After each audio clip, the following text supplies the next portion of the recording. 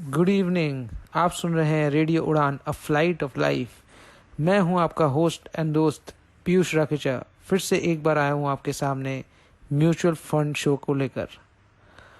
तो ये हमारा म्यूचुअल फंड सीरीज़ का 5th शो है। लास्ट शो में हमने डिस्कस किया था डेट फंड्स के बारे में। हमने समझा था ultra short term debt fund में क्यों इन्वेस्ट करना चाहिए, और भी हमने डेट फंड्स की कैटेगरी को समझा था। अगर आपने वो वीडियो नहीं देखा है तो ज़रूर उसे हमारे यूट्यूब चैनल में देखें। उससे आपको काफ़ी जानकारी मिलेगी, जो काफ़ी अंडर स्पोकन फंड्स है, डेट फंड्स, जिसके बारे में लोग ज़्यादातर बात नहीं करते हैं। कुछ या तो कुछ लैक ऑफ नॉलेज होता है या उनको इन्फॉर्मेशन नहीं है उस फंड्स के बारे में। तो आप डेफिनेटली उस फंड्स के बारे में भी इंफॉर्मेशन ले सकते हैं और देख सकते हैं कि वो आपके लिए, आपके इन्वेस्टमेंट स्ट्रैटेजी में सूटेबल है कि नहीं। आज हम बात करने वाले हैं, बहुत ही इंटरेस्टिंग होने वाला है फ्रेंड्स। आज पहले तो हम 2 रेशियोज़ को डिस्कस करेंगे। जो फंड्स हो या स्टॉक्स हो, आप वो रेशियोज़ को यूज़ कर सकते हैं। फंड सिलेक्शन में मैं भी उस रेशियोज़ को यूज़ करता हूँ। तो पहले तो हम वो 2 रेशियोज़ को डिस्कस करेंगे। उसके बाद आज फ्रेंड्स मैं आपको बताने वाला हूँ top 4 mutual funds to buy. बहुत ज़्यादा मज़ा आने वाला है आज। चलिए स्टार्ट करते हैं। तो 2 रेशियोज़ के बारे में हम आज बात करेंगे। पहला रेशियो है अल्फ़ा, दूसरा रेशियो है बीटा। ये अल्फ़ा बीटा गामा ये सुनते तो हैं हम, अब इसमें फाइनेंस में या फिर इन्वेस्टमेंट्स में इसका क्या इम्पोर्टेंस और रेलेवेंस है वो हम अब डिस्कस करने वाले हैं। तो अल्फ़ा क्या होता है? जैसे मान लीजिए आपने कोई स्टॉक बाय किया, आप कहीं ना कहीं किसी ना किसी से चीज़ से तो उसको कंपेयर करोगे। आप एक बार स्टॉक्स को छोड़ दो, आपने कुछ भी बाई करते हो, कहीं ना कहीं अपने कुछ भी कंपेयर करते हैं, तो कंपैरिजन से पता चलता है कि हम सही है, हमारा डिसीजन सही है as compared to the market की नहीं। तो ये स्टॉक मार्केट में जब हम स्टॉक को बाई करते हैं, हम कंपेयर करते हैं। अगर हमने मान लीजिए रिलायंस बाई किया है, तो हम उसको किससे कंपेयर करेंगे कि हमने सही डिसीजन लिया है स्टॉक बाई करके कि नहीं। ये हम कंपेयर करेंगे निफ्टी को देखकर। अगर मान लीजिए एक साल में, अब मैंने 1 साल पहले रिलायंस बाई किया, 1 साल में रिलायंस ने मुझे 50% का रिटर्न दिया है और निफ्टी 15% ही बढ़ा फॉर एग्जांपल, तो मैंने कितना एक्स्ट्रा रिटर्न जनरेट किया है? मैंने 50% माइनस 15%, मतलब 35% का एक्स्ट्रा रिटर्न जनरेट किया है 35% का। तो डैट मीन्स कि मैंने एक अल्फ़ा जनरेट किया है। ये अल्फ़ा नेगेटिव हो सकता है, हाँ बिल्कुल हो सकता है। अगर मान लीजिए निफ्टी ने पिछले 1 साल में 15% का रिटर्न दिया है और मैंने अगर रिलायंस बाई किया, रिलायंस सिर्फ 10% बढ़ा है, तो मेरा अल्फ़ा कितना हुआ? -5%। तो without a doubt, without a question, our thing is we want positive alpha. हमें पॉजिटिव अल्फ़ा चाहिए, तभी हम, मतलब एक तरह से we are beating the index या बीटिंग द बेंचमार्क। जो निफ्टी की हम बात कर रहे हैं उसको बेंचमार्क बोलते हैं, कि उसके सामने ही बेंचमार्किंग होता है, राइट। तो निफ्टी के साथ हम कंपेयर करते हैं रिलायंस को। अब कोई, जैसे मान लीजिए मिड कैप कंपनी है, जैसे फॉर एग्जांपल कोई छोटी बैंक है, जैसे आईडीएफसी बैंक, फेडरल बैंक, ये सब मिड कैप कंपनीज है। तो मिड कैप कंपनीज को हम किससे कंपेयर करते हैं? मिड कैप इंडेक्स से। या ये बैंक है तो बैंक का भी इंडेक्स आता है, बैंकिंग इंडेक्स से भी हम कंपेयर कर सकते हैं। बैंकिंग इंडेक्स से हम कंपेयर करेंगे तो वो ज़्यादा सही रहेगा। तो हमें हमें ये पता चलेगा कि हमने जो बैंक में इन्वेस्टमेंट किया है, मान लीजिए आईडीएफसी या फेडरल बैंक में हमने इन्वेस्टमेंट किया है, वो ओवरऑल सारे बैंक्स के एवरेज से बेटर परफॉर्म किया है कि नहीं किया है। ये हमें बेसिकली ये बताता है कि हम एवरेज से ऊपर हैं, कि हम अंडर एवरेज परफॉर्म कर रहे हैं या ओवर एवरेज परफॉर्म कर रहे हैं। ऑब्वियसली हमें ओवर एवरेज परफॉर्मेंस चाहिए, तब हमने, मतलब जो भी इन्वेस्टमेंट डिसीजन हमने लिया है वो फ्रूटफुल रहा हमारे लिए। तो ये हो गया अल्फ़ा। अब म्यूचुअल फंड में ये अल्फ़ा का क्या इंपॉर्टेंस है? म्यूचुअल फंड मैनेजर्स के भी एक बेंचमार्क होता है। अब जैसे मान लीजिए एक ब्लू चिप फंड है या लार्ज कैप फंड है। लार्ज कैप फंड, जैसे हमने डिस्कस किया था पिछले शोज़ में, कि लार्ज कैप फंड जो होते हैं वो सिर्फ बड़े कंपनीज में इन्वेस्ट करते हैं। तो वो अगर बड़े कंपनीज में इन्वेस्ट कर रहे हैं तो बेंचमार्क करेंगे अपने आप को निफ्टी से, क्योंकि निफ्टी एक इंडेक्स है जिसमें सिर्फ बड़े टॉप 50 कंपनीज, जैसे for example ease of understanding के लिए समझिए टॉप 50 कंपनीज होते हैं। तो जो बड़ा कंपनी, अगर हमने Reliance, L and T, H D F C bank, ये सब शेयर्स को बाई कर रहे हैं, तो हम निफ्टी से ही करेंगे। तो फंड मैनेजर क्या करते हैं, जैसे मैं हम बात करें large cap fund, large cap fund में ऑब्वियसली बड़े कंपनीज बाई करेंगे, तो बड़े कंपनीज बाई करेंगे तो उसका बेंचमार्क हो गया निफ्टी। अब फॉर एग्जांपल वो एक मल्टी कैप फंड है, मल्टी कैप फंड हमने पहले भी डिस्कस किया है, वो लार्ज कैप बड़े कंपनी में भी इन्वेस्ट कर सकते हैं, मिड साइज कंपनी में भी इन्वेस्ट कर सकते हैं, और छोटी कंपनी में भी इन्वेस्ट कर सकते हैं। तो वो अपने आप को निफ्टी 500, निफ्टी में 50 स्टॉक्स होते हैं, एक निफ्टी 500 इंडेक्स भी आता है, उसमें 500 टॉप 500 स्टॉक्स होते हैं, तो वो उस अपने आप को उससे बेंचमार्क करता है, क्योंकि उसके पास बड़े कंपनी भी है, मिड साइज भी है, और स्मॉल कंपनीज भी है। तो 500 जो टॉप 500 स्टॉक्स है उसमें सब आ जाते हैं, बड़े, मिड साइज और स्मॉल। तो अब यही है, हमें ये बेंचमार्क और ये अल्फा क्या दिखाता है, ये हमें ये दिखाता है कि हमारा जो फंड है वो एक इंडेक्स सारे कंपनीज का अगर एवरेज करो उससे बेटर परफॉर्म किया है या उसको अंडर परफॉर्म किया है। ऑब्वियसली हम चाहेंगे कि वो बेटर परफॉर्म करें, तो हम अल्फ़ा लास्ट 3 साल का अल्फ़ा देख सकते हैं कि ये पॉजिटिव है कि नेगेटिव है। अगर पॉजिटिव है तो डेफिनेटली हमारे लिए बहुत अच्छी बात है, और नेगेटिव है तो कहीं ना कहीं फंड मैनेजर ने अंडर परफॉर्म किया है, तो हमें कहीं ना कहीं थोड़ा स्क्रूटिनी और अपने फंड को रिव्यू करना बहुत ज़रूरी हो जाता है उस समय। कि अगर आप ये देख रहे हो कि फंड मैनेजर का लॉन्ग टर्म ट्रैक रिकॉर्ड, मैं आपको बस एक इंस्टेंस दे रहा हूँ कि लॉन्ग टर्म ट्रैक रिकॉर्ड अच्छा है, तो हो सकता है देखिए 2-3 साल किसी फंड मैनेजर के लिए ख़राब हो भी सकता है, बट अगर आप देख रहे हो 10 साल में उसने कॉन्स्टेंटली अच्छा रिटर्न दिया है, तो ठीक है। 2 साल 3 साल खराब किया है, कोई प्रॉब्लम नहीं, आप उसको बेनिफिट ऑफ डाउट दे दोगे कि हाँ ठीक है चलो मैं कंटिन्यू करता हूँ। बट अगर आप ये देख रहे हो कि लास्ट 10 साल में उसने रिटर्न नहीं दिया है फंड मैनेजर ने, तब फिर उस फंड में कंटिन्यू करने का ज़्यादा कोई फ़ायदा आपको नहीं होने वाला, क्योंकि फंड मैनेजर फिर एक्सेस रिटर्न जनरेट ही नहीं कर पा रहा है। तो basically in simple words, what is alpha? Alpha is the excess return over the index, right. वो एक्सेस रिटर्न कितना आपको एक बेंचमार्क से कितना एक्सेस रिटर्न जनरेट करके दे रहे हैं। अब हम, ये बहुत ही सिंपल रेशियो है फ्रेंड्स, एकदम simple to understand, simple to follow, simple to track, आप ये सब कह सकते हो। अब हम बात करते हैं हमारे दूसरे रेशियो की। हमारा दूसरा रेशियो है आज का बीटा। बीटा क्या होता है? अल्फ़ा तो हमें ये दिखाता है कि हमने रिटर्न वाइज कैसा किया है, बीटा हमें ये दिखाता है कि रिस्क कितना लिया है। अब मैं आपको बोलूँगा कि मैंने एक स्टॉक बाई किया था लास्ट ईयर, 1 साल में वो ट्रिपल हो गया या 4 गुना हो गया, तो इसका ये मतलब नहीं है मैंने कोई राइट डिसीजन लिया और आपको भी वैसा ही करना चाहिए, वैसा कोई बात नहीं है। हमें ये देखना पड़ेगा कि हमने कितना रिस्क लिया, क्योंकि अगर मैं 3 टाइम्स 4 टाइम्स अपना मनी को कर देता हूँ 1 साल में, तो ऐसा भी तो हो सकता है कि वो स्टॉक अगर गिर जाता तो वो उसी तेज़ी से, जितना तेज़ी से स्टॉक बढ़ता है उतना तेज़ी से गिर भी तो सकता है। तो अभी हमें बीटा ये बताता है कि रिस्क कितना है। तो इसको एक एग्जाम्पल की तरह समझते हैं। हमें ये बीटा इंडेक्स का ही होता है। तो मान लीजिए निफ्टी से अगर हम एक फंड को कंपेयर कर रहे हैं, निफ्टी अगर 1% गिरता है तो हमारा फंड कितना गिर सकता है, राइट। अगर बीटा 0.5 है तो निफ्टी अगर 1% गिरेगा तो हमारा फंड 0.5% गिरेगा। इन अदर वर्ड्स, निफ्टी अगर 10% गिरता है तो हमारा फंड 5% ही गिरेगा। तो ये अच्छी बात है कि बुरी बात है? ये अच्छी बात है बुरी बात है, ये डिपेंड करता है कि अल्फ़ा कितना है, राइट। क्योंकि अल्फ़ा अगर हमारा फंड 10%, निफ्टी 10% गिरा और हमारा फंड 5% गिरा, वो तो अच्छा लग रहा है सुनने में।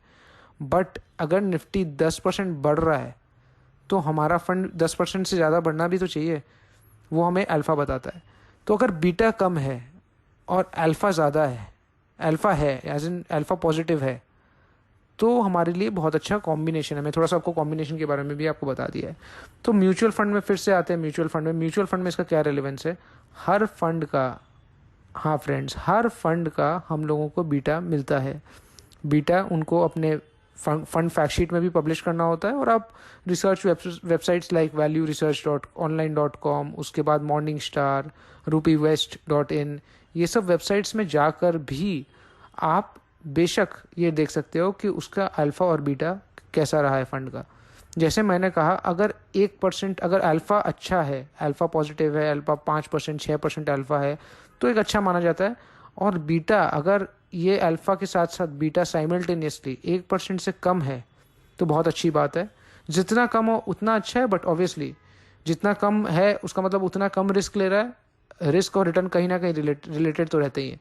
बट मैंने आपको बताया, अगर रिटर्न भी अच्छा जनरेट कर रहा है, मतलब अल्फा भी अच्छा है और बीटा भी कम है, तो इससे बेटर तो कॉम्बिनेशन कुछ हो ही नहीं सकता। मतलब फंड मैनेजर ने बहुत ही एक अच्छा परफॉर्म किया है। तो पर यूनिट ऑफ रिस्क, मतलब return generated per unit of risk, ये हमें बीटा बताता है।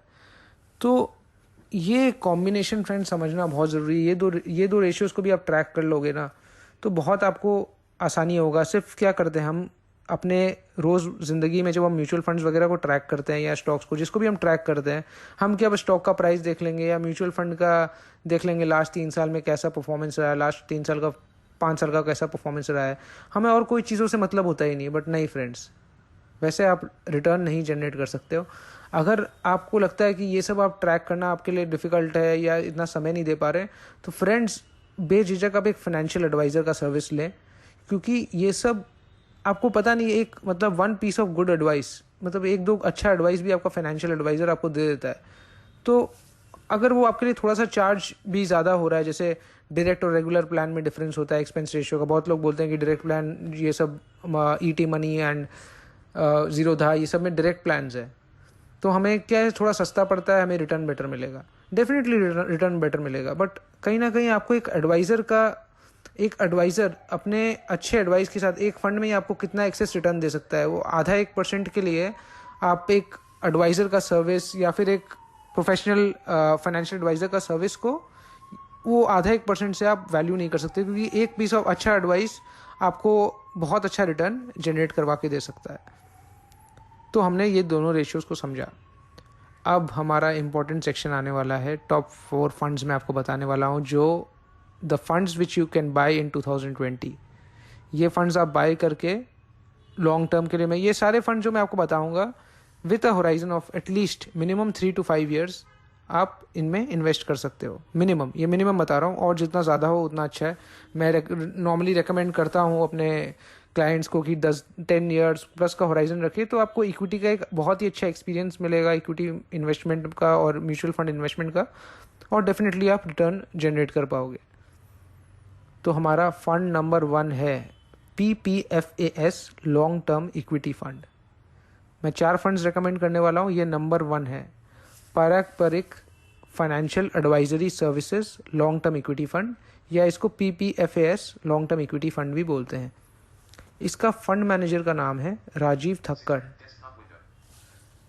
राजीव ठक्कर जी पिछले 20 साल से इसी फंड हाउस में, मतलब पारस्परिक फाइनेंशियल एडवाइजरी सर्विसेज में ही अपना सर्विस दे रहे हैं, और इन्होंने कंसिस्टेंटली बहुत ही अच्छा परफॉर्म किया है। आज बहुत सारे फंड्स आपको मिलेंगे 3%, 4%, 5% का रिटर्न दे रहे हैं लास्ट 3 years 4 years में। उसी टाइम पे इस फंड ने पिछले 3 साल में ऑलमोस्ट 14% का रिटर्न दिया है, मैं आज से अगर देखूं तो, और पिछले 5 साल में भी लगभग 14% रिटर्न दिया है। इसमें बीटा क्या है, रिटर्न तो हम देख लिया, हमें पता चल गया परफॉर्मेंस अच्छा रहा है। बीटा सिर्फ 0.55 है। ये इसका एक और बहुत ही एडवांटेज है इस फंड में इन्वेस्ट करने का, बीटा बहुत ही कम है। जैसे मैंने कहा कि 1 से नीचे हो तो बहुत अच्छा है, बट इसका तो बहुत ही कम है। 1 से नीचे, 1 से नीचे तो 0.9 भी हो सकता है, 0.8 भी हो सकता है, वो भी बुरा नहीं है, बट इसका तो 0.55 है। मतलब निफ्टी अगर 10% गिरता है तो ऑन एन एवरेज ये 5 या 6% ही गिरता है। तो फ्रेंड्स, उसके बाद ये निफ्टी से बेटर रिटर्न, निफ्टी जब बढ़ता है तो निफ्टी से ये ज़्यादा बढ़ता है। तो इस फंड की अब कुछ खासियत डिस्कस कर लेते हैं। ये फ्रेंड्स, ये फंड एक ऐसा फंड है जो अपने एसेट्स का, मतलब अगर आप 100 रुपया इसमें निवेश कर रहे हो, इन्वेस्ट कर रहे हो, तो उसमें से 20-25% मनी, अप टू 35% भी ये कर सकता है, बट अभी इसके फंड में लगभग 1/4 आपका पैसा फॉरेन इक्विटी में लगता है। फॉरेन इक्विटी में मतलब ये नहीं कि हर ऐसे वैसे कंपनी में नहीं लगाते, इनके टॉप 10-12 पिक्स में, टॉप 10-12 स्टॉक्स में अमेजॉन है, गूगल है, फेसबुक है और माइक्रोसॉफ्ट है। मतलब टेक्नोलॉजी के जो दुनिया में बेस्ट कंपनीज है उसमें इन्होंने पैसा डाला है, और बाकी इन्होंने इंडियन इक्विटी लिया है। पोर्टफोलियो में लगभग ये 25 से 30 स्टॉक रखते हैं अपने पोर्टफोलियो में, 25 to 30। अब बहुत लोग बोलेंगे कि नहीं ये तो बहुत कम है, नॉर्मली फंड्स में 50-60 स्टॉक्स होते हैं। तो मैं ये फ्रेंड्स ये मानता हूँ जो फंड मैनेजर 60 70 80 स्टॉक्स लेता है, कहीं ना कहीं मैं ये मानता हूँ कि उस फंड मैनेजर को भी अपने, या तो उसको अपने एबिलिटी पे थोड़ा सा कॉन्फिडेंस नहीं है इसलिए वो ओवर डाइवर्सिफाई कर रहा है। दूसरी चीज़ ये हो सकती है कि उसके पास उसका AUM बहुत बड़ा है, वो बहुत ज़्यादा पैसा को मैनेज कर रहा है, हज़ारों करोड़ मैनेज कर रहा है, 10 15 20 हज़ार 30 हज़ार करोड़ मैनेज कर रहा है। तो वहाँ पे उसके लिए 20 25 स्टॉक वो बाई करता है तो कहीं ना कहीं उसको लिक्विडिटी का प्रॉब्लम आ सकता है, इसलिए वो स्टॉक्स नंबर ऑफ स्टॉक्स ज़्यादा रखा है। बट मैं ये मानता हूँ कि आइडियल स्टॉक पोर्टफोलियो में 40 स्टॉक्स से ज़्यादा तो होना ही नहीं चाहिए, और मैं ये मानता हूँ 20 से 30 स्टॉक्स के बीच में हो तो वो एक बेस्ट है, वो आपके लिए डाइवर्सिफाइड भी है। ऐसा नहीं है कि आप सिर्फ 4 5 कंपनी में पैसा डाल रहे हो, आप 25 से 30 कंपनी में पैसा डाल रहे हो, तो डाइवर्सिफाइड भी है, तो बट वो ओवर डाइवर्सिफाइड नहीं है। जब ये ऑप्टिमल पोर्टफोलियो ये आपको बेटर रिटर्न जनरेट कर सकता है। अब जब आप 60 70 स्टॉक लेते हो वहाँ से रिटर्न जनरेट करना नेक्स्ट टू इम्पॉसिबल है। इम्पॉसिबल मैं नहीं बोलूँगा, इम्पॉसिबल कहना गलत होगा, बट बहुत डिफिकल्ट है। बट यहाँ पे 25 से 30 स्टॉक में फंड मैनेजर के ऊपर बहुत कंट्रोल है, वो ऐसे स्टॉक्स पिक कर रहा है जिनको वो रोज़ मॉनिटर भी कर सकता है और वहाँ से आपको रिटर्न जनरेट करके भी दिला सकता है डेफिनेटली। तो हम बात कर रहे हैं friends PPFAS long term equity fund की। इसका लॉन्ग टर्म ट्रैक रिकॉर्ड भी बहुत अच्छा रहा है और काफ़ी लंबे टाइम से ये फॉरेन इक्विटी में भी इन्वेस्टमेंट्स करता है और बहुत फ्रूटफुली करता है। अभी इसका टॉप 2 होल्डिंग अमेजोन और गूगल है, तो लगभग 17 18% अमेजोन और गूगल ही है। आपको पता है अभी बहुत लोग ये भी सोचते हैं कि ये स्टॉक्स ऑलरेडी बढ़ गए हैं, बट जब क्राइसिस होता है ना फ्रेंड, जैसे अभी कोविड का टाइम आया है, तो बड़े कंपनीज और बड़े होते हैं।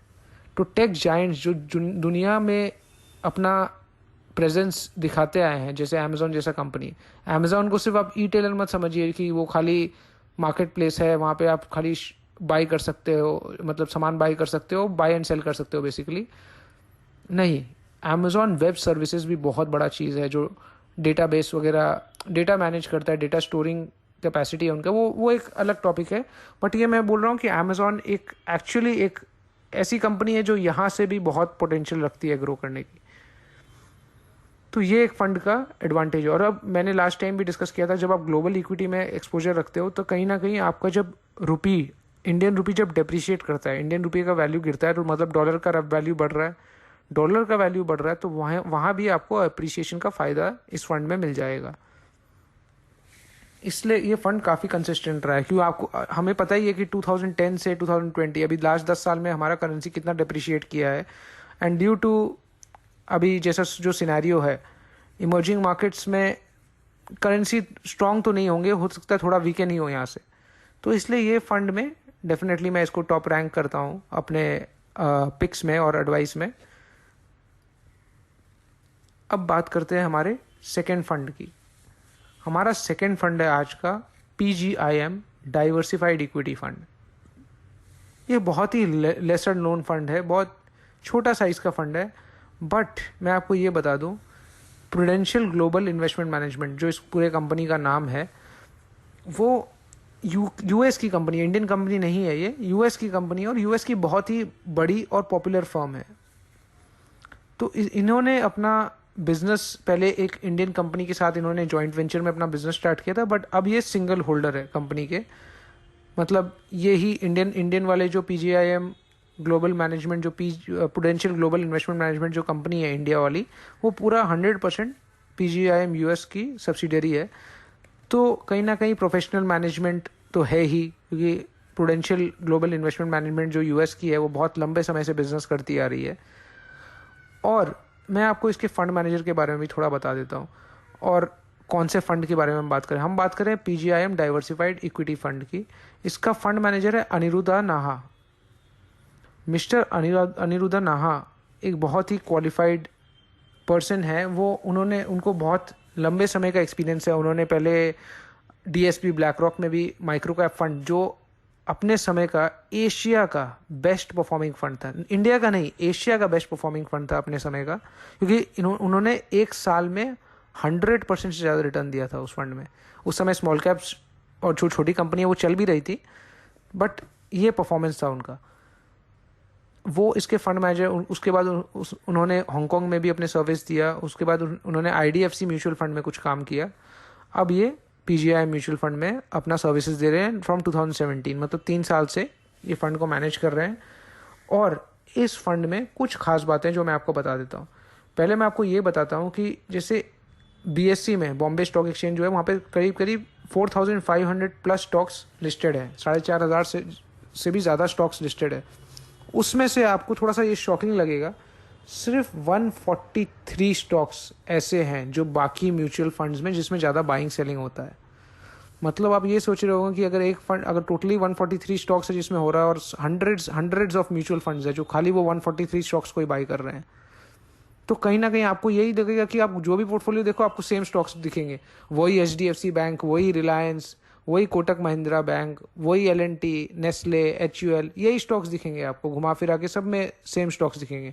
तो अब अगर आप कोई मल्टी कैप फंड या कोई फंड को कंपेयर कर रहे हो तो आप उसका पोर्टफोलियो निकाल के देखो, आप देखोगे 60% 70% स्टॉक्स तो एक ही है। तो हमारा डाइवर्सिफिकेशन का क्या पॉइंट हुआ? हम तो एक ही फंड में डालेंगे तो फायदा नहीं है ना, क्योंकि सबके स्टॉक्स ही अगर एक है तो डाइवर्सिफाई करके फायदा क्या है? इस फंड का सबसे बड़ा यूएसपी क्या है? ये सिर्फ 25% ऐसे इसके स्टॉक्स है जिसके मतलब जो बाकी फंड्स में आपको मिलेंगे। 75% ऐसे स्टॉक्स है जो बाकी फंड्स में आपको नहीं मिलेंगे या बहुत कम क्वांटिटी में मिलेंगे। तो ये इसका एडवांटेज है। तो ट्रू डाइवर्सिफिकेशन अगर आप बोले तो आप ऐसा फंड में इन्वेस्ट करके डाइवर्सिफाई कर सकते हैं जो बाकी फंड्स में जो स्टॉक्स है उससे कुछ अलग स्टॉक्स इनमें है। तो ये है पॉइंट नंबर 1 कि ये थोड़ा सा आपको डिफरेंट काइंड ऑफ स्टॉक का फ्लेवर देगा। दूसरा पॉइंट है इसमें कि इन्होंने, फंड मैनेजर ने एक बहुत अच्छा कॉल लिया था आज से 1-1.5 साल पहले कि मैं कोई भी बैंक में इन्वेस्ट नहीं करूंगा और फाइनेंशियल सर्विसेज जैसे एनबीएफसीज जो होते हैं, जैसे फॉर एग्जांपल बजाज फाइनेंस और ये सब टाइप की जो कंपनीज होती है, उन सब टाइप के कंपनीज में मैं एक्सपोजर एकदम कम कर दूंगा या नहीं रखूंगा, क्योंकि उनमें बहुत पेन है और बहुत डिफॉल्ट होने वाला है, हो रहा है और होने वाला है।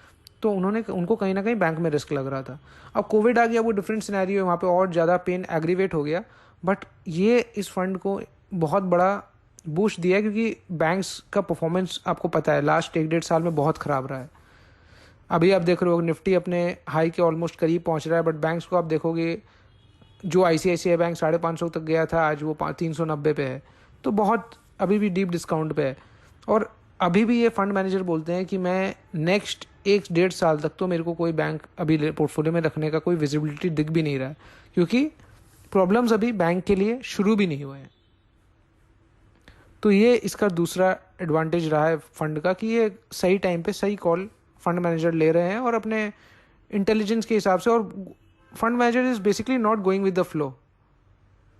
ये मार्केट में बहुत डेंजरस वर्ड्स है, गोइंग विद द फ्लो, मतलब यही मैक्सिमम लोगों को लॉस करवाता है। अगर आप फ्लो के साथ जा रहे हो और आप बेसिकली जहाँ पे सब इन्वेस्ट कर रहे हैं, यूफोरिया होता है, स्टॉक प्राइस बढ़ रहे होते हैं, वहाँ पे आप इन्वेस्ट कर रहे हो, तो आपको कहीं ना कहीं वो आप रिपेंट करोगे लेटर ऑन कि वो डिसीजन आपका गलत रहा। क्योंकि मार्केट में यही होता है, जहाँ पे ज़्यादा लोग हैं, जहाँ पे ज़्यादा वेट है, जहाँ पे ज़्यादा इन्वेस्टर्स घुस रहे हैं, वो कहीं ना कहीं वो फिर बहुत अच्छा परफॉर्मेंस नहीं दे पाता है। तो ये इसका एक दूसरा एडवांटेज रहा है, सही टाइम पे सही डिसीजन लेना, राइट। और तीसरा पॉइंट इसमें ये है, कोई भी कंपनी को आपको ये देखना है कंपनी फ्रॉड है कि नहीं, तो आप आराम से पता कर सकते हो कि उसके बुक्स में अगर मान लीजिए उसको अगर दिखाना है रेवेन्यू, अगर वो बिल बना के, मतलब आप ऐसे समझे फर्जी बिल बना के जस्ट अपने प्रॉफिट एंड लॉस दिखाने के लिए, इन्वेस्टर्स को प्लीज करने के लिए वो अगर कर रहा है तो वो बना के कर सकता है, बट उसके बुक्स में कैश नहीं आएंगे फिर। तो ये फंड ये देखता है कि लास्ट 10 ईयर्स में एटलीस्ट 7 आउट ऑफ 10 ईयर्स, मतलब लास्ट 10 साल में 7 साल कंपनीज जो भी जिनमें ये इन्वेस्ट करता है उसके पॉजिटिव कैश फ्लो रहने चाहिए, राइट। तो पॉजिटिव कैश फ्लो बहुत इंपॉर्टेंट है। और ये तो फंड मैनेजर ये बोलते हैं कि अभी निफ्टी में जैसे 50 कंपनी है, उसमें 70% कंपनी तो ऐसे हैं जिसमें पॉजिटिव कैश फ्लो है ही नहीं, लास्ट 5 साल में पॉजिटिव कैश फ्लो ही नहीं है। तो जब 70% कंपनी, मतलब आप निफ्टी में से 70% कंपनी हटा रहे हो और ये बोलते हैं कि मेरे लिए अच्छा ही है कि बाकी लोग आज भी उनमें इन्वेस्ट कर रहे हैं, तो मेरे लिए जो बाकी जो छटे हुए कंपनीज है जहाँ पे पॉजिटिव कैश फ्लो है, वो उनके प्राइस आज भी उनको अट्रैक्टिव लगते हैं, आज भी उनको इन्वेस्टमेंट करने के लायक रखते हैं। तो ये एक और बात। और इनके पोर्टफोलियो में करीब करीब जैसे 40 स्टॉक्स है, जो मैं बोलता हूँ कि बुरा नहीं है, बहुत, मतलब मैं जैसे बोल रहा था कि 25-30 मेरे को आइडियल लगता है, उससे ज़्यादा स्टॉक थोड़ा सा ज़्यादा हो जाता है, बट 40 भी एक बहुत बुरा नंबर नहीं है।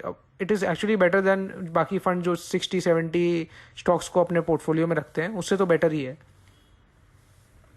तो ये हमारा दूसरा फंड।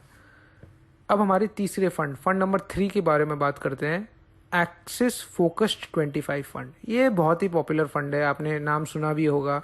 एक्सिस फंड हाउस बहुत अच्छा परफॉर्म कर रहा है और ये फंड एक्चुअली पॉपुलर है, और for obviously for good reasons. Performance बहुत अच्छा रहा है लास्ट लास्ट मतलब आप बोलोगे एक साल में थोड़ा सा डिप किया है परफॉर्मेंस, बट ओवरऑल लास्ट 3 साल में डिसेंट परफॉर्मेंस रहा है इसका, एक्सिस फोकस 25 का। और आप स्टॉक पोर्टफोलियो देखोगे, ये मार्केट लीडर्स को पिक करता है। इसका सिंपल लॉजिक है, ये आप समझ लो एक लार्ज कैप टाइप का फंड है, फोकस फंड है। वैसे वैसे तो ये फोकस कैटेगरी में आता है, क्योंकि फोकस फंड मतलब जो नंबर ऑफ स्टॉक्स अपने मतलब समझ लीजिए 25-30 स्टॉक्स अपने पोर्टफोलियो में रखते हैं, उसको फोकस फंड्स बोलते हैं।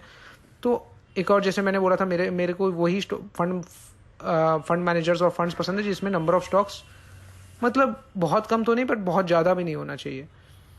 तो ये मेरे पोर्टफोलियो में एक अच्छा फिट बैठता है। और आप देखोगे इसका पोर्टफोलियो आपको समझ में आ जाएगा, मार्केट लीडर्स को लेता है ये, HDFC bank, Bajaj finance, V Guard, Page Industries, जो कहीं ना कहीं अपने मार्केट में अपने पर्टिकुलर फील्ड में, जैसे पेज इंडस्ट्रीज आपके अंडरगारमेंट्स में जॉकी ब्रांड है उसका, वो अपने अपने फील्ड में सब मार्केट लीडर है, उनसे बड़ा अपने फील्ड में कोई नहीं है। तो वैसे वैसे स्टॉक्स को ये पिक करता है। पिटिलाइट जो फेविकॉल का आप समझ लीजिए जो एडिसिव है उसका किंग है।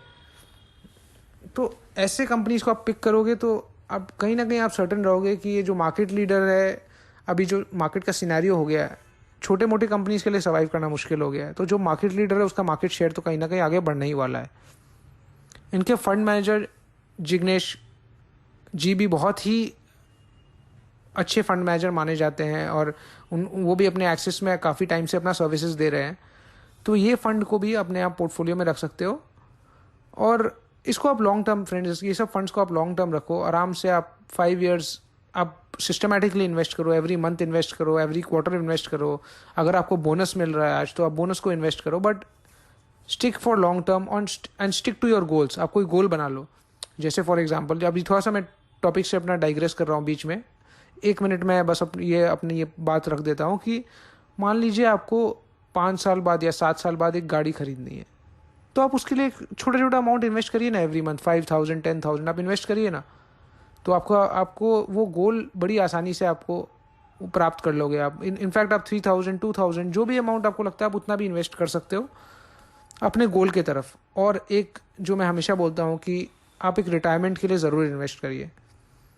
उसके लिए भले ही आज आप फ्रेंड्स एक प्रॉमिस ज़रूर करिए कि जल्द से जल्द, भले ही आप इक्विटी म्यूचुअल फंड में करें, कहीं भी करें, आपके मैं ये मानता हूँ कि आपका प्रोविडेंट फंड या NPS कहीं ना कहीं आपका इन्वेस्टमेंट हो रहा है, और आप रिटायरमेंट के लिए आपका इन्वेस्टमेंट हो रहा है, बट कहीं ना कहीं अपने तरफ से भी आप कुछ कंट्रीब्यूट करिए। भले आप 1,000 पर मंथ ही करें, PPF में करें, आप इक्विटी म्यूचुअल फंड में करें। Equity mutual fund definitely better रहता है, आपको रिटर्न वाइज बेटर रिटर्न देगा ये, बट आप स्टार्ट करें और ग्रेजुअली उसको एवरी ईयर उसको थोड़ा सा एसेस करके, फिर से आप वापस से ड्राइंग रूम में आके उसको एसेस करके फिर से उसको थोड़ा सा बढ़ाइए।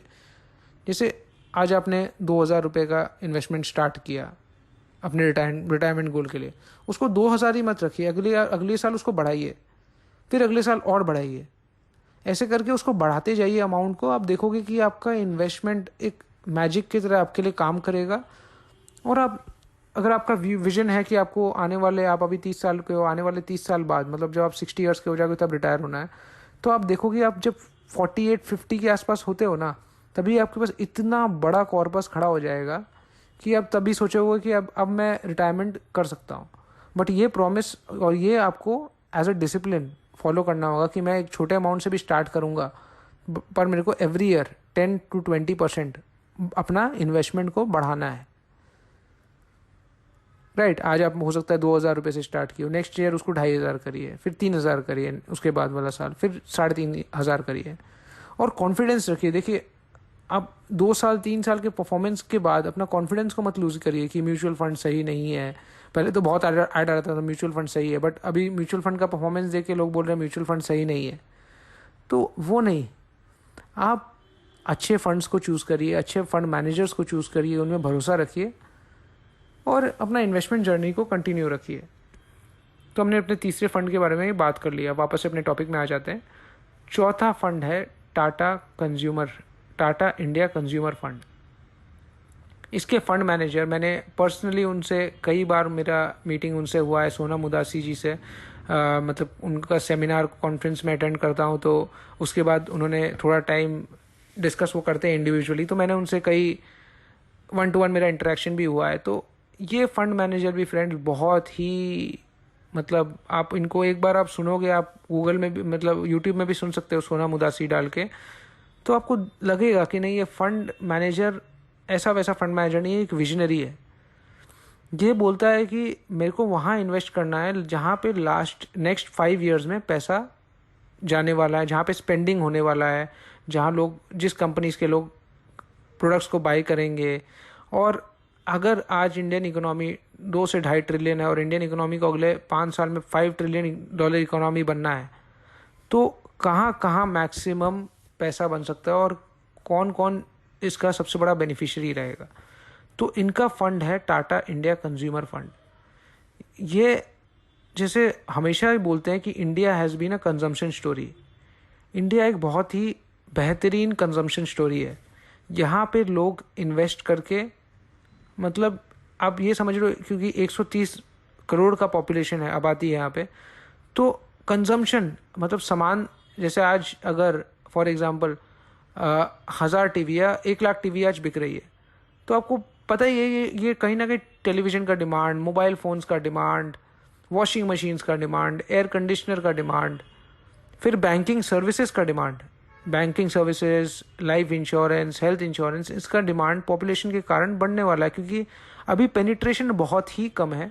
अभी लोगों को अवेयरनेस धीरे धीरे हो रहा है, लोग अब थोड़ा अपनी, और रिसर्च भी अब करना इजी हो गया, आप इंटरनेट में रिसर्च कर सकते हो, आपके पास you have access to good financial advisers. तो कहीं ना कहीं फाइनेंशियल सर्विसेज में भी बहुत स्कोप है। और जैसे मैंने बोला, टेलीविज़न, मोबाइल फ़ोन्स, अमेज़ॉन, ये सब कंजम्पशन ही तो है। ये कहीं ना कहीं, जहाँ कंजम्पशन मतलब जहाँ पे नॉर्मल पब्लिक, जो कंपनीज B2C, बिजनेस मतलब business to consumer, business to customer वाले सेगमेंट में जो कंपनीज है, जो डायरेक्टली कस्टमर को सर्व कर रहे हैं, उन सब कंपनी को बहुत आने वाले टाइम पे हमेशा ही उनके लिए फ़ायदा ही रहता है। इस फंड में थोड़ा सा परफॉर्मेंस वाइज थोड़ा सा हिट लगा था, क्योंकि इसमें देखिए ऑटोमोबाइल भी एक ये फंड का हिस्सा है। ऑटोमोबाइल ऑब्वियसली वो भी कंजम्पशन स्टोरी है ना, ऑटोमोबाइल भी बिजनेस टू कस्टमर, गाड़ी बनाते हैं मैन्युफैक्चरिंग कंपनी जैसे मारुति सुजुकी, वो कस्टमर को ही तो बेचते हैं। तो ये सब कंपनीज को, ऑटो कंपनीज, आपको पता है कि लास्ट 2-3 साल अगर आप मार्केट को ट्रैक करते हो तो ऑटोमोबाइल कंपनीज का परफॉर्मेंस अच्छा नहीं रहा, क्योंकि गाड़ियाँ कम बिक रही है। बट ऑब्वियसली वो बोलते हैं, फंड मैनेजर भी ये बोलते हैं, ये तो चेंज आने वाले टाइम में चेंज होगा ही, हो सकता है 2 साल बाद, हो सकता है 3 साल बाद हो। बट इन्वेस्टमेंट करने का कोई इसमें भी अभी कोई बुरा टाइम नहीं है, धीरे धीरे ग्रेजुअली इन्वेस्ट करने का। तो टाटा इंडिया कंज्यूमर फंड को भी मैं अपने फेवरेट फंड्स में रेट करता हूँ, और इसको भी आप लॉन्ग टर्म, ये सब फंड्स को आप 10 ईयर्स आराम से इन्वेस्ट करके रख सकते हैं। इसमें सब है, मतलब HUL, नेस्ले, ये सब टाइप की कंपनीज भी, टाटा कंज्यूमर प्रोडक्ट्स भी बहुत अच्छा करता है, डाबर, ये सब कंपनीज के भी शेयर्स है। तो इनके, आपको पता है कि इनके चीज़, HUL का शैम्पू है, सोप्स है, टाटा कंज्यूमर प्रोडक्ट्स के भी FMCG प्रोडक्ट्स है। तो ये सब तो आने वाले टाइम में इनका डिमांड भी बढ़ेगा, इनके सेल्स भी ग्रो करेंगे और प्रॉफिट बढ़ेंगे। जब अर्निंग्स आता है तो कहीं ना कहीं स्टॉक प्राइस भी बढ़ता है, और स्टॉक प्राइस बढ़ेगा तो फंड भी बढ़ेगा। तो यही पूरी स्टोरी है। तो मैं एक क्विक रिकैप कर देता हूँ आपको, जो फंड्स मैंने बताया। पहले हमने बात किया PPFS लॉन्ग टर्म इक्विटी की, जो ग्लोबल डाइवर्सिफाइड फंड है, 20% होल्डिंग उसमें फॉरेन इक्विटी है। उसके बाद हमने बात किया PGIM डाइवर्सिफाइड इक्विटी फंड की, जिसके फंड मैनेजर अनिरुद्ध नाहा है, और वो best fund manager of Asia का भी किताब जीत चुके हैं। फिर हमने बात किया एक्सिस फोकस्ड इक्विटी फंड की, फोकस 25 फंड की। तो एक्सिस फोकस 25 फंड जो है, वो मैंने बोला कि अपने इंडस्ट्री चैम्प्स को पिक करता है, जो अपने इंडस्ट्री में बेस्ट कंपनीज है उसको पिक करता है। तो वो उसका एक बहुत ही अच्छा कोर आइडिया, फिलॉसफी है। और फिर हमने बात किया एंड में आकर, पहले हमने ये तीन फंड को डिस्कस किया। उसके बाद हमने डिस्कस किया टाटा इंडिया कंज्यूमर फंड को। तो फोर्थ फंड है हमारा टाटा इंडिया कंज्यूमर फंड, जिसके फंड मैनेजर सोनम उदासी बहुत ही ज़्यादा मतलब एक वेल थॉट आउट और क्लियर आइडिया वाले पर्सन है जिसके ऊपर आप भरोसा कर सकते हैं। तो ये 4 फंड आप डेफिनेटली अपने टॉप 4 फंड्स में अपने पोर्टफोलियो में इसको शामिल कर सकते हैं। अच्छा, एक और मैं आपको एक बोनस फंड भी बता देता हूँ। आप इतने टाइम से मुझे सुन रहे हो तो एक बोनस फंड भी मैं बता देता हूँ, Kotak infrastructure and economic reforms fund. ये फंड क्यों? इसके फंड मैनेजर है हरीश कृष्णन। वो कोटक में काफ़ी लंबे समय से फंड मैनेजमेंट का काम कर रहे हैं। अब ये फंड फ्रेंड्स हर किसी के लिए नहीं है। ये फंड हाई रिस्क फंड में इसको मैं कैटेगराइज करूँगा। लास्ट 3 साल का रिटर्न नेगेटिव है। आप सोच रहे हो मैं नेगेटिव वाला फंड आपको क्यों रेकमेंड कर रहा हूँ? कहीं ना कहीं फ्रेंड्स टैक्टिकल, पहला 3 फंड जो बताया वो आप एक समझ लीजिए, आप you can keep your eyes closed end invest for 10 years, उसमें भी कोई प्रॉब्लम नहीं है, आप इन्वेस्ट कर सकते हो। ये फंड उनके लिए जिसको टैक्टिकल कॉल लेना है, जो सोच रहे हैं कि आज मेरे को इन्वेस्ट करके 2 साल में या 1.5-2 साल में मेरे को रिटर्न बनाना है, उस टाइप के लोगों के लिए फंड है। तो इसको मैं high risk high return fund बोलता हूँ। हो सकता है आपका कैपिटल भी इसमें लॉस हो सकता है और आप अच्छा प्रॉफिट कर लो। तो जो मार्केट की थोड़ी नॉलेज रखता है और जो थोड़ा लॉस भी झेल सकता है वो ही इस फंड में इन्वेस्ट करें। नहीं तो फिर आपके लिए बाकी जो 4 फंड्स है वो बहुत ही मतलब लॉन्ग टर्म इन्वेस्टर्स के लिए बहुत ही अच्छे रहेंगे। Even if you are new to investments, आप उन 4 फंड में डेफिनेटली इन्वेस्ट कर सकते हो। तो अब ये जो Kotak infra and economic reform fund है, इसको भी थोड़ा डिस्कस कर लेते हैं। ये एक इंफ्रास्ट्रक्चर फंड है, जैसे एज द नेम सजेस्ट। तो इंफ्रास्ट्रक्चर फंड मैं क्यों बोल रहा हूँ? सबसे पहला रीज़न इसका ये है, जिसका खुद आप नेगेटिव बोलोगे, बट मैं उसको एक अपॉर्चुनिटी मानता हूँ कि लास्ट 3 ईयर्स में इसका रिटर्न नेगेटिव रहा है और लास्ट 5 ईयर्स में भी रिटर्न बहुत ही बुरा रहा है, बहुत ही ख़राब परफॉर्म किया है। तो कभी ना कभी आपको पता है इंफ्रास्ट्रक्चर में बहुत स्पेंडिंग हो रहा है और इंफ्रास्ट्रक्चर में कंपनीज में डेट भी बहुत ज़्यादा है। जो इंफ्रास्ट्रक्चर कंपनीज है उसमें डेट भी बहुत ज़्यादा है। तो जब डेट ज़्यादा है तो कंपनीज हाई रिस्क कंपनीज है। अब हाई रिस्क कंपनीज जब बुरे समय से गुजरते हैं तब जो छोटे मोटे कंपनी है उनका सर्वाइवल पे क्वेश्चन मार्क रहता है। वो बचेंगे नहीं बचेंगे, उनमें वो सर्वाइव करेंगे नहीं करेंगे। और ऐसे कंपनीज को गवर्नमेंट प्रोजेक्ट भी नहीं देना चाहता है, क्योंकि गवर्नमेंट को भी आज गवर्नमेंट अगर 3 साल 4 साल का आपको प्रोजेक्ट दे रहा है कि ये मैं आपको रोड कंस्ट्रक्ट करने दे रहा हूँ, मेरे को 3 साल या 4 साल में कंप्लीट चाहिए, तो गवर्नमेंट को भी तो सर्टेनिटी चाहिए कि ये 3-4 साल बाद तक कंपनी सर्वाइव करनी चाहिए और ये टाइम पे इसका काम होना चाहिए। तो वो ऐसे कंपनीज पे भरोसा करता है जिसका बैलेंस शीट अच्छा हो। बैलेंस शीट का मतलब उसका एक समझ लीजिए एक ऐसा रिपोर्ट है जो आपको बताता है कि कंपनी कितनी सॉलिड और कितनी स्ट्रांग है। वो क्या चांस है, जैसे कोविड जैसा कोई सिनेरियो अगर वापस आता है तो कंपनी सर्वाइव कर पाएगी कि नहीं कर पाएगी। तो अब उन कंपनीज जिनकी बैलेंस शीट अच्छी है, एक तो उनको प्रोजेक्ट्स भी ज़्यादा मिलेंगे और कम कंपनीज होने के कारण इंडस्ट्री में जो कंपनीज है छट जाएंगे, तो कम कंपनीज होने के कारण वो मार्जिन भी बेटर क्लेम कर सकते हैं, क्योंकि आपको पता है गवर्नमेंट प्रोजेक्ट्स जो होते हैं इनमें बिडिंग होता है, तो वो एक हायर बिड करके भी प्रोजेक्ट रेज कर पाएंगे, क्योंकि अब कंपटीशन ही कम हो गया है। मतलब ये इन्वेस्टमेंट ऐसा जगह है जहाँ पे जितना कम कंपटीशन हो कंपनीज के लिए उतना अच्छा बात है। आप इसको ऐसे समझिए, आप बिजनेस के पॉइंट ऑफ व्यू से समझिए। आप बिजनेस स्टार्ट कर रहे हो तो जितना आपके कम कंपटीशन होगा उतना आपके लिए बेटर है, उतना आप अपने हिसाब से अपने मुताबिक काम कर सकते हो। और कस्टमर्स कहीं ना कहीं अगर आप बिजनेस आप ड्राइव नहीं भी कर रहे हो तो भी कस्टमर्स आपको खोजते खोजते खुद पहुंच जाएंगे अगर आपकी कंपटीशन नहीं है तो यही इंफ्रास्ट्रक्चर में कहीं ना कहीं होता हुआ दिख रहा है, जहाँ पे बहुत सारी कंपनीज बैंक्रप्सी की तरफ जा रहे हैं। और जो कंपनीज अच्छे हैं, ऑब्वियसली फंड मैनेजर का जॉब है कि अच्छी कंपनीज में ही आपका इन्वेस्ट करें।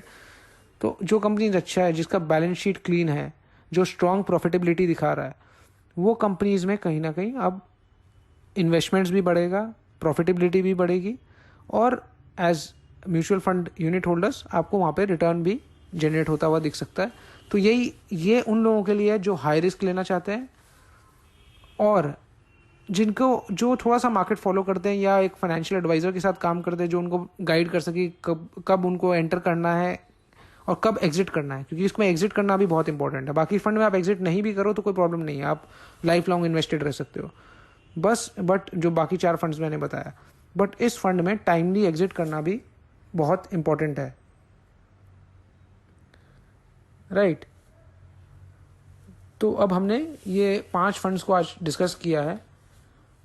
आपका ये 5 फंड्स में आप डेफिनेटली यूट्यूब में आप इसको बाद में भी वापस देख सकते हैं। आई थिंक आपके लिए बहुत ज़्यादा मतलब कुछ ना कुछ बहुत डिटेल में मैंने बातें की आज फंड्स के बारे में, तो अगर आप इसको वापस सुनना चाहें तो आप यूट्यूब में देख सकते हैं। और अगर आप आज भी आपको तलाश है एक अच्छे फाइनेंशियल एडवाइज़र की जो आपको गाइड कर सके, आपको स्टेप बाय स्टेप एक म्यूचुअल फंड का पोर्टफोलियो कैसे एलोकेट करना है, कहाँ कहाँ आपको इन्वेस्ट करना है, आपके फाइनेंशियल गोल्स को आइडेंटिफाई करके फाइनेंशियल गोल्स की प्लानिंग कैसे करनी है, और आपके end of the day portfolio construct करके आपका इन्वेस्टमेंट्स करवा के time to time periodic review भी करना इंपॉर्टेंट है कि एक साल में उसको देखना वापस से कि सारे फंड जो है हमारे गोल के हिसाब से सही चल रहे हैं कि उनमें कुछ चेंजेस करने की आवश्यकता है। वो सब आप एक फाइनेंशियल एडवाइज़र के हिसाब से आप करोगे, एक फाइनेंशियल एडवाइज़र के साथ काम करोगे। मैं ये नहीं बोल रहा हूँ कि फाइनेंशियल एडवाइज़र पे आपको पूरा 100% रिलाई करना चाहिए, बट एक फाइनेंशियल एडवाइज़र के साथ अगर आप काम कर रहे हो तो कहीं ना कहीं आपके लिए भी गोल अचीव करना ईजी हो जाता है और आप थोड़ा सा रेस्ट एश्योर्ड रहते हो। आप एक बेसिकली सेकंड ओपिनियन आपके पास हमेशा रेडी रहता है, आप कभी भी ले सकते हो। तो अगर आपको मेरे सर्विसेज को लेना है तो डेफिनेटली आप मेरे को रीच आउट कर सकते हो मेरे मोबाइल नंबर पे। मेरा मोबाइल नंबर है 9748976371। मैं रिपीट करता हूँ 9748976371। तो आप मेरे मोबाइल नंबर में मुझे कॉल कर सकते हो और डेफिनेटली फंड्स को डिस्कस कर सकते हो और मेरे साथ अपना इन्वेस्टमेंट जर्नी स्टार्ट भी कर सकते हो। और इसके अलावा मैं इंश्योरेंस के भी एडवाइजरी करता हूँ। अगर आपको टर्म इंश्योरेंस या फिर हेल्थ इंश्योरेंस के रिगार्डिंग कोई भी क्वेरी है, या अगर आपको लगता है कि बहुत सारे विजुअली इम्पेयर्ड मेरे पास आते हैं कि मेरे को ये सर्विसेज डिनाई किया जा रहा है, तो ऐसा भी कुछ अगर आपके पास हो रहा है तो डेफिनेटली मेरे पास आप मुझे रीच आउट कर सकते हैं। मैं वो सर्विसेज आपको अवेल करवा के दूंगा। बीइंग विजुअली इम्पेयर्ड, आप टर्म इंश्योरेंस और हेल्थ इंश्योरेंस और कोई भी फाइनेंशियल सर्विसेज आपको कोई डिनाई नहीं कर सकता, इसकी पूरी गारंटी है। तो डेफिनेटली आप मुझे रीच आउट करिए ये सब सर्विसेज लेने के लिए और सुनते रहिए रेडियो उड़ान। डेफिनेटली आपके लिए आई थिंक ये सेशन अच्छा रहा होगा और काफ़ी प्रोडक्टिव रहा होगा। तो अंटिल नेक्स्ट वीक फिर मिलूंगा आपसे नेक्स्ट फ्राइडे शाम 7 बजे। Thank you. Signing off, Piyush Rakeja. मेरे फर्म का नाम है Royal Eastern Financial Services. Thank you.